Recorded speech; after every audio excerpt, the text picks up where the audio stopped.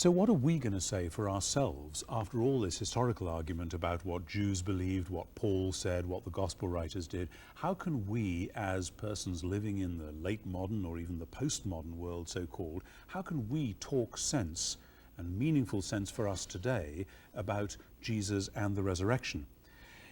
Of course, it's difficult to account for the rise of Christianity without the explanation that the early Christians offered. That's the big historical question, I think. How else do you put that package together?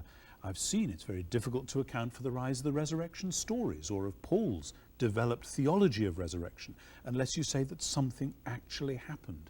Because those early Christians all believed that the new age that the Jews had been longing for and waiting for had already arrived. And since it hadn't in the sense that they were expecting, you've got to say something to explain why they said that it had and why they acted as if it had, because people could say various things, but it's when they actually start doing things that you know that they really mean it. The early church said that in Jesus the resurrection had arrived. Why?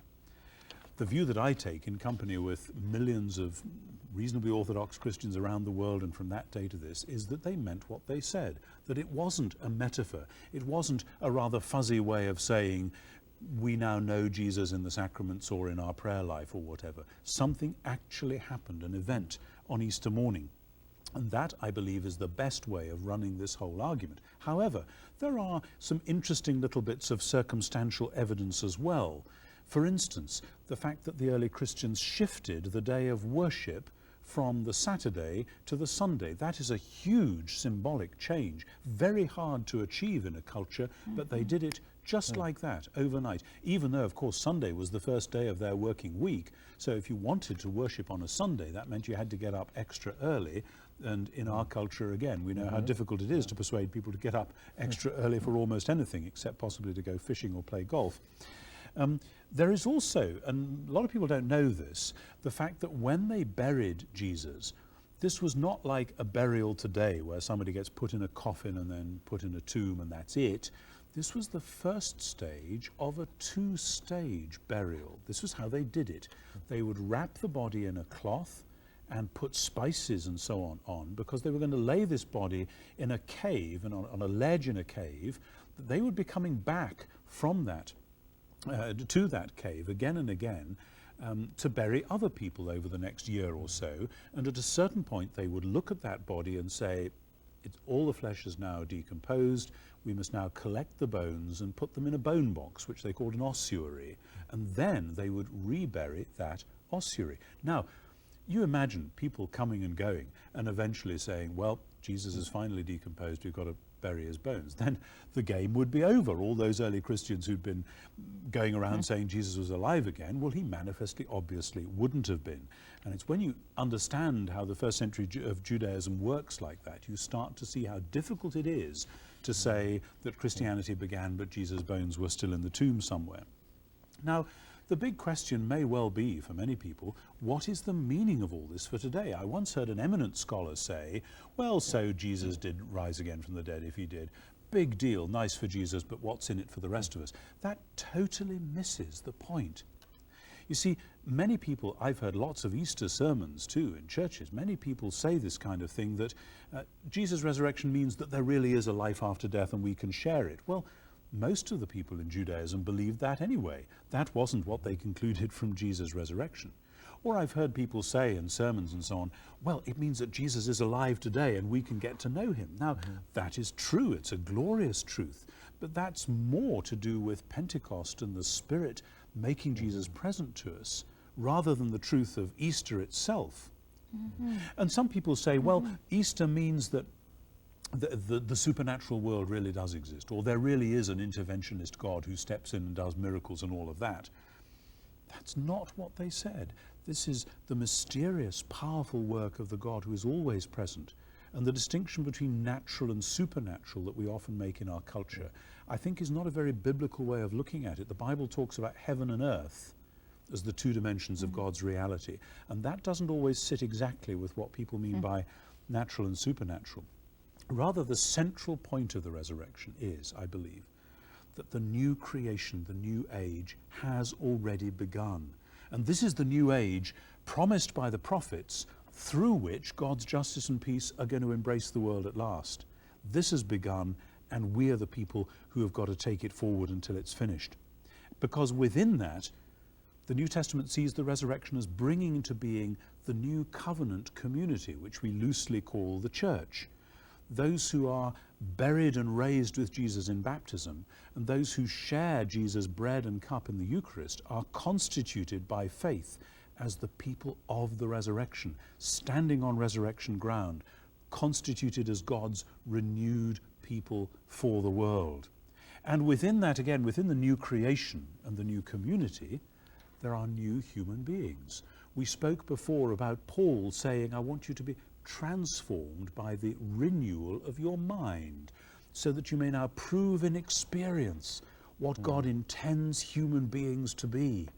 There is a new form, a new model of humanness, and we are invited and welcomed in to sharing it.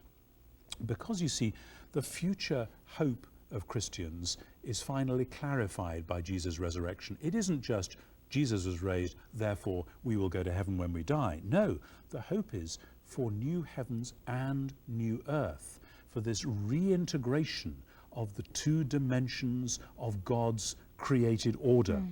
And this means that when we talk about those who have died, and when we preach at funerals, when we do all that sort of stuff, we're not just saying, oh well, one day we'll see these people again in heaven or whatever. We are talking about a rest, a time of refreshment, of light and peace after death, and then after that again, resurrection into God's new world. The word paradise, you know, when Jesus said, today you will be with me in paradise, the word paradise is not the final resting place of the blessed in Judaism. It is the beautiful garden where you go to rest and be refreshed until the time when God makes the new world. Therefore, we have in the resurrection a vision of a new world which has already begun, and a vision of a new world which is yet to be, and we have an agenda for the present for new people that we're supposed to be in the power of the Spirit. So where does that all take us? Well, for me, it goes to an item I think we haven't touched much upon yet, and that has to do with sin. We've talked about that the resurrection is not just an individual, it's corporate, that it is the body, not just an ethereal. But what about the day-to-day life and the struggle that we have just to make it through day by day without messing up and hurting ourselves and hurting other people, and having this incredible sense of, you know, is life worth living? It seems that the resurrection has a lot to do, and of course, as Paul makes reference in Romans 6 with baptism and also with the Eucharist, it's resurrection is the power through which we are able to have the forgiveness of sins. That is so dynamic. That's right. And in 1 Corinthians, he says bluntly, if the Messiah has not been raised, you're wasting your time because you are still in your sins. It's a very interesting thing. It's as though sins were all concentrated on Jesus as the representative of Israel, as the representative of the world. And if he's still dead, it shows that God did not deal with sin on the cross, because sin produces death. So if it's just produced death, the sin is still powerful. But if God has brought Jesus back into a new sort of life, then it means that sins really were dealt with on the cross. And then so Paul applies that to the Christian life in Romans 6, as you say, and also in Romans 12. And yes, Paul is aware as the next person that Christians still do sin. But I think the key thing is to ask, where do you live? And back to the Exodus story, you see, that if you think that you are really living in Egypt, you're still a slave, and you hear in your mind's ear the voice of your old slave master, and you think, I have no choice, I've just got to do what he says. Now, if you're out in the wilderness, on the way home to the promised land, it can get pretty rough in the wilderness. And as we know from the wilderness stories in the book of Exodus and so on, the people often behaved as if they were still in Egypt. But Moses was having to say to them, no, you're on your way home. You're going in a new direction. You don't live in Egypt anymore. Yes, you can remember that it was quite fun there because you had leeks and garlics and melons and goodness knows what instead of this manna to eat. And so the Christian has to say, I actually have come out of that. And that is, as you rightly say, a daily and hourly struggle to live that way. And the Lord's Prayer, we need to say it every day, forgive us our trespasses as we forgive them. But that is now a possibility where before it would just be a nice hope. I think one thing that can be difficult, I'm thinking mostly now about young people that I know, teenage types, who might be able to grant everything that we've said here, the importance of bodily resurrection, the convictions of the early Christians, the fact that those convictions are woven into the New Testament in ways that without them the New Testament makes no sense. And they would still be able to say, and I've actually been in discussions that got rather heated around this point, but they were wrong. They made a mistake. And if they listen to you talk about the people coming out of Egypt and being reminded that they were headed to a promised land, they would be likely to say, because this argument is not unfamiliar either, yes, but there really were people who remembered being in Egypt, and they really knew they weren't. And they had parents, but it's different. What really changed with Jesus? What can you point to, and what can you point to? And in terms of thinking about mission and the story, that is a hard It's very important. I think we have got so used in the late Western world to telling the story, and it's a Protestant problem as well, to telling the story of the church as a story of failure, and then God hopefully doing a new thing. And now in late Protestantism, we tell the story even of the Reformation as a very ambiguous thing. And we're always deconstructing, we're pulling the house down on top of ourselves. And there's a sense in which there is, yes, a necessary humility over against a sort of triumphalism that says, well, the church is just a great organization and that's all to be said for it. I think there may be some people who still believe that, but I don't know too many of them. But having said all that, you know, there still are the St. Francis's, there still are the Mother Teresas, there still are the Benedicts, there still are the great people who are both humble and wise and healing and fruitful. And actually, most congregations have got a few of those at least. Oh, yes. So that when you really get to know people and their stories, you find that there are great saints right under your nose. And precisely because they're often very humble people, you can ignore them. And when we look at what the Roman Empire was like at the time of Jesus and Paul, and then what the Roman Empire was like under the Gospel, of course, when Constantine said the Roman Empire is now going to be officially Christian, that was quite a problem, and all sorts of compromises came in. But people started to think differently about the death penalty, so that some of the great theologians of the Roman Empire would tell the emperor off for executing people, say you shouldn't be doing that. And that's not a compromise, you know, they had the freedom to do that. And the way that they cared for the sick, and the change in the status of women, the fact that Christian men didn't force women either to have abortions or to abandon female children and so on. There were all kinds of ways which, as we look back now, when we see it, there were real improvements and real changes. And I would instance the abolition of slavery in the 19th century as another one, and I hope that in a few years' time I'll be able to say that the success of the Jubilee 2000 movement and the remission of Third World debt was something that came from the churches. It's certainly true that one of the main reasons the Berlin Wall fell was because the Pope, being Polish, said enough, and finally, you know, the whole thing came tumbling And many down. of the meetings that surrounded that took place in churches in Germany. And also in Hungary and Romania and so on. Yeah. It is true, and it's true in this country that to imagine the culture without the church is to imagine such an impoverished culture. And I guess another place where the church has been extraordinarily active is in the arts. Yes, and certainly patronizing them. Yes, that's certainly true, and thank God that continues.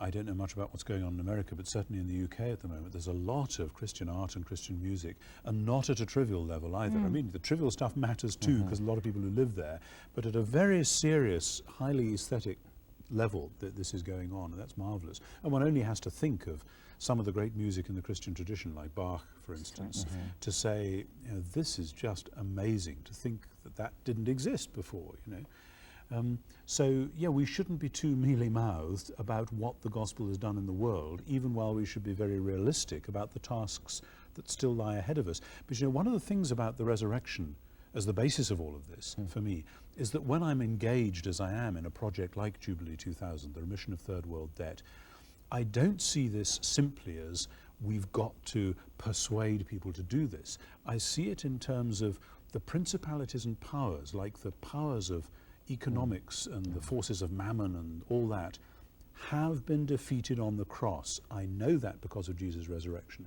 I am now not doing a new thing. I am applying the victory of the cross to this situation and doing that in prayer and doing it symbolically in the Eucharist and so on.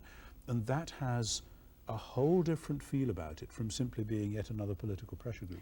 Although in some ways moot. I've been thinking all along since that Romans 12 about about having your mind transformed. Oh, yes. And how many people seem to imagine that that's really what Jesus' resurrection is all about, that in some way it transformed some piece of us, the thinking part. But even as we've talked about, what evidence might there be that humankind as a people is moving toward another place with no particular certainty about arrival, I hasten to say as a Lutheran, let alone what it will look like. It's clear that we're talking about more than just thinking. I wonder if you could say something about the way nous really means. Yes, the Greek word nous, N-O-U-S, is what is normally translated mind. And it's one of those difficult words. It doesn't occur that often in the New Testament, but it seems to carry quite a lot of freight when it does. And I think, again, in our post-18th century world, we think about thinking in a very shrunken fashion. And we think that it really means that we've got a little computer inside our heads that is just processing a certain amount of data, and that's thinking.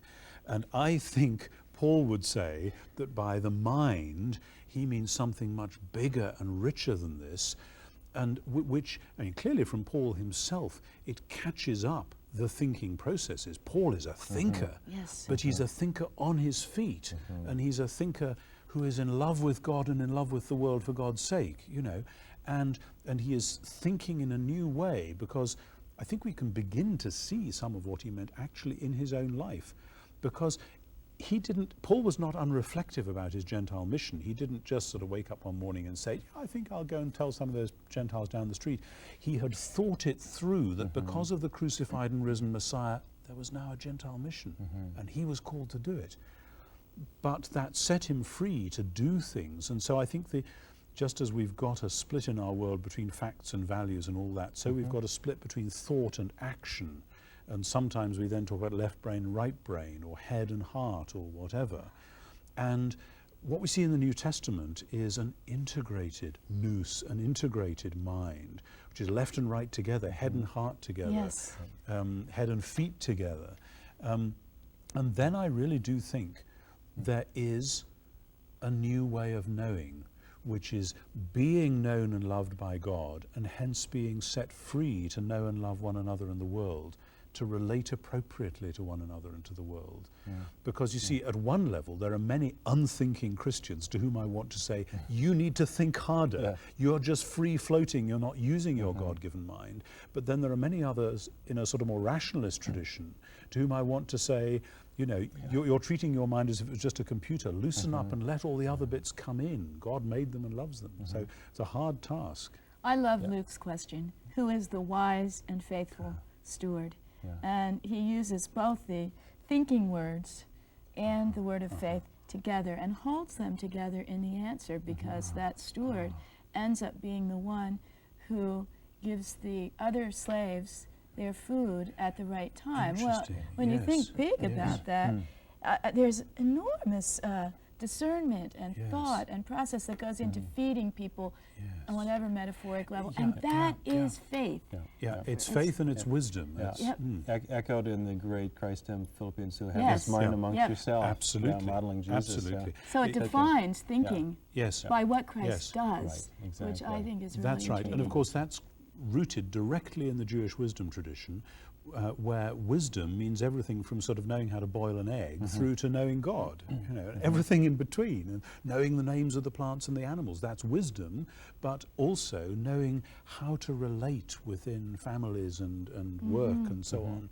And all of that is wisdom.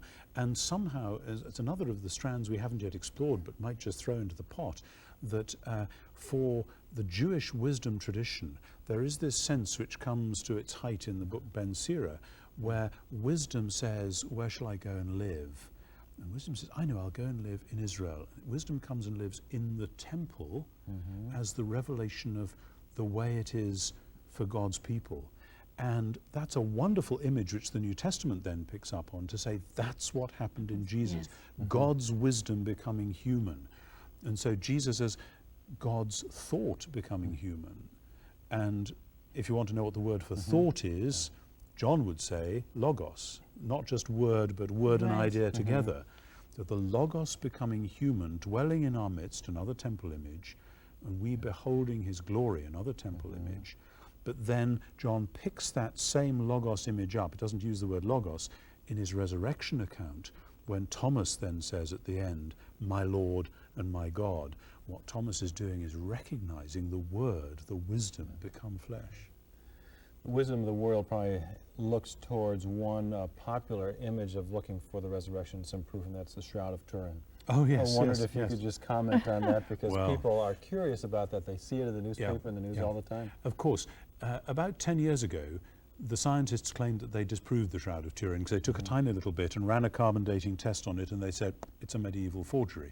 Now I have just read some stuff recently, people saying actually what they did was take some stuff which had some medieval overlay on it, either paint or bits of fibers or something, and that's what the carbon dating picked up, because they found all sorts of odd things about it, like the image has coins over its eyes, which was a Roman practice. We now know that's what they did with dead bodies. And the coins they've now got through X-ray techniques, that they are Roman coins of the right period. Mercy. Yeah, it's extraordinary, quite extraordinary. But I have to say, it's still quite possible, as far as I'm concerned, that it could be a very, very clever later forgery. I do know some people who have actually become Christians as a result of looking at the Shroud of Turin, studying that. But even if that was, as it were, a mistake, and if it was a forgery, of course what matters in that case is not that the bridge over which they got from the island they were on to the mainland was rickety, but that they now live on the mainland, as it were. So I would say nothing hinges one way or the other. If we'd never heard of the Shroud of Turin, it really wouldn't matter. However, if it turned out that it really was a first century thing, even that wouldn't prove it was Jesus' shroud, of course. But something very strange was going on, and some people like to believe, I wouldn't base any arguments on this, some people like to believe that the way that image was produced on the shroud had something to do with the strange process of transformation from one mode of physicality to another. Now that's stretching out a bridge too far for me as a historian, but if that helps some people to sustain an argument reached on other grounds, so be it. For you as a historian, did it come to your attention, and I can't think when, but recently, that there was an ossuary found in Israel that did have bones, and that was marked with a name that looked like... Oh yeah, they had something. It was actually in the press because the BBC made a program about it. It was a Jesus, son of Joseph, and they found in the same tomb a Judas and a James and a Joseph and a this and a that. And suddenly they were all saying, wow, maybe this is it. And of course, the one set of people who weren't impressed were the Israeli archaeologists, because they will tell you that there are hundreds Zillions, of them. yes. This is like in England looking up Mr. Smith and Mrs. Jones in the telephone directory. I'm not sure what the American equivalents might be, different names, different eras, I guess.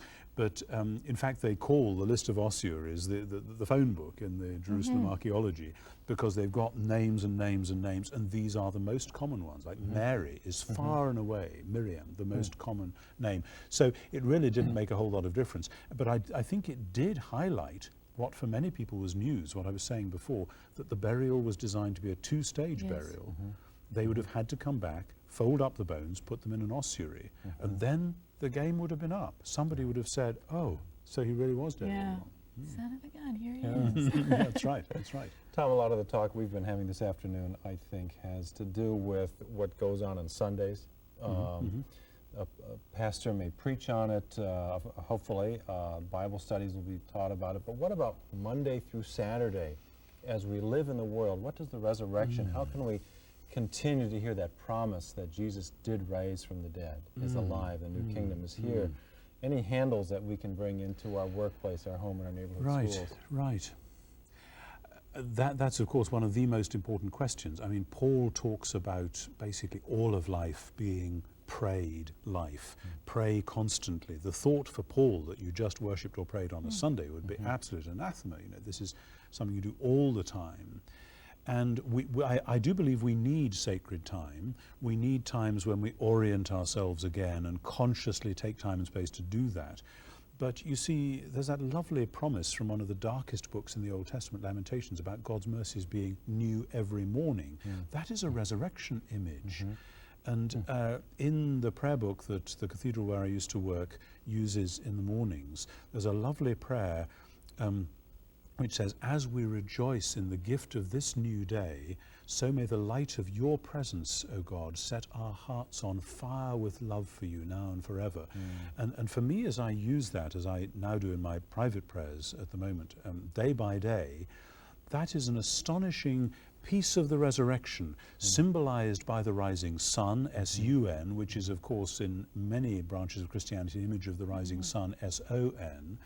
And I believe that is God's visual aid to say to us every morning, the resurrection matters today as much as ever it did, Monday, Tuesday, whatever, just as much as Sunday, if not more, and that we are to live each day in the light of the rising sun, and that by that light we will see clearly to walk all the day through until the day dawns. A good place to wrap this all up, I guess, when, as Revelation says, in the new city, the new Jerusalem, they won't need any sun or moon any longer, because that's the point at which God's visual aid becomes reality, and the rising sun of God replaces the rising sun, S-U-N, of the world, and the Lord Jesus will be the light of that city forever. That's what we're looking forward to, and in the light of that, we are now living and working, please God, to his praise and glory.